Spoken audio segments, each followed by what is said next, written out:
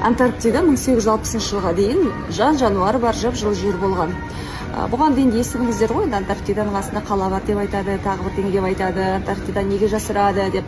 Жақында мен сол картасын көргем, сіз де мүмкін көрген шығарсыз. Жып-жылы жер болған. Енді қараңыз, Антарктида 1860 жыл мұз ретінде таныстырылған, картаға түскен. Ал 500 жылдары жып-жылы жер ретінде картаға түскен. 500 жылдары, 1500 жылдары картада жып-жылы болып тұр. 300 жылдың ішінде неге мұз болып кетті? Енді табиғи нәрсе анау деп бізге үйретті ғой.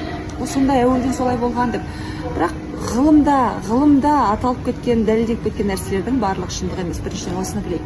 Екіншіден, бұған дейін негізі ресми түрде ешкім айтпайды, бірақ ойлана білетін адам, мен сияқты іздене білетін адам, бұған дейін бізден де мықты цивилизация болғанын түсіне алады. Тіпті бұған дейін ұшатын нәрселер болған.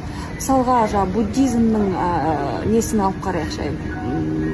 Бұдан келіп тұрмын. Ұшатын, мысалға, буддизм ілімінде айтылады екен, ұшатын корабль сияқты нәрселер болған. Бәленбай мың ғасыр бұрын. Ал енді өзіміздің қазақта алайық, ұшатын кілемдер болған. Ертегіде айтады, ұшатын кілеммен ұшып барды, немесе шығыс ертегілерінде. Мұны бұған дейін, мысалға, мен де жай ертегі ғой деп қабылдап келдім. Ал енді осы ақпараттарды ізденіп бірнеше жыл бойы әлемді басқаратын үлкен топтардың бар екенін біліп зерттеп келе жатқалы, мен ойым өзгерді. Мифологияда нәрселер өтірік емес. Яғни бұған дейін шынында да ұшатын кілем болмаса да бір кілемге ұқсас бір аппарат болған. Яғни біздің ата-бабамыз, бабалардан қалған ертегі ғой, мифтар, демек сондай нәрсе болған. Ал ондар қайда кетті? Менің түсінігімде әлемді басқаратын топ бұрында да болған. Енді олардың ұрпақтар жалғасып келе жатыр. Олар әр ғасыр сайын, бір ғасыр сайын, бір 7 ғасыр сайын ба, 3 ғасыр сайын ба, әлемді өшіргішпен өшіргендей өзгертіп отыратын сияқты. Яғни қазір мысалға қараңыз, Билл Гейтс ойбай ғаламдық потепление болып жатыр, жылыну болып жатыр деп, аспанға кальций карбонат сеуіп, бор сеуіп, бұл шын дәлелденген нәрсе айтып жатыр. Планетаны салқындатам деп жатыр.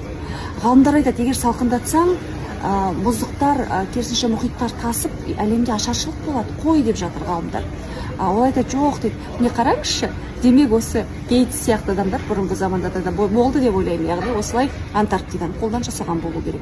Неге? Өйткені адамдар бағынбай кеткен уақытта, адамдар өте дамып, кемелденіп, пәлен бәрін білетін болған уақытта, олар цивилизацияны жойып, қайтадан дым білмейтін басқаруға икемді адамдарды қайтадан жер бетіне пайда болу үшін цивилизацияны құртып отырады деп ойлаймын. Әрине бұған күлетіндер бар, бірақ шынайы ойлана білетін адамдар бұған күлмейді, бұны шынайы факт деп қабылдайды. Өйткені қарасақ әлемде не бір керемет құрылыстар бар, оның бәрін ешқандай инопланетян салған жоқ, адамдар салды.